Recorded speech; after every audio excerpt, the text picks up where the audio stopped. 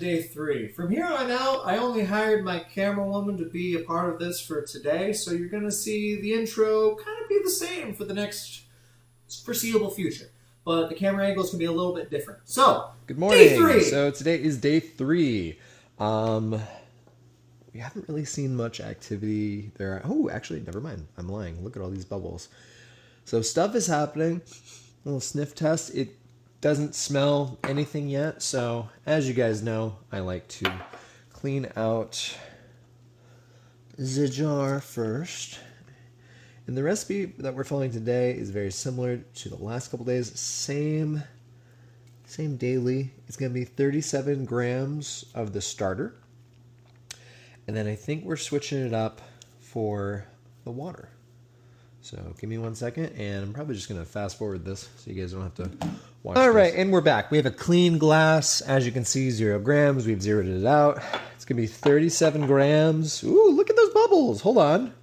Stuff's happening. A little bit. Not too much, though. Don't get too excited. Okay, so we're going to do 37 grams of the starter. That looks 37. Oh, is it going to be too hefty? Oh, don't be too hefty. Damn. All right. Well, you know, that's what we have this thing for. Let's take a glob out. Math. Yeah!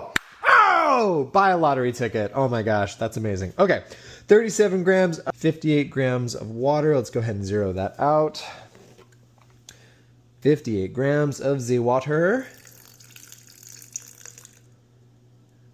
6 grams? Too much? Perfect. Ignore that. Okay, cool. And then 25 grams of the whole wheat flour.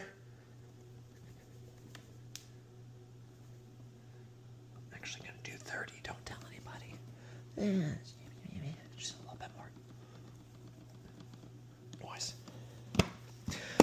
And then we're going to have some regular flour. I like to use bread flour. We're going to get it up to 50. That's 25 of each. There we go. Cool. And we're going to mix now. Mix, mix, mix. Mix, mix, mix. Mix your starter. Mix your starter. Amazing. And there you go. That's day 3. I'm still looking for a name. It was so easy for the other one. We named the other starter Sour Joe. The only name I have so far for this one is Bread Pit.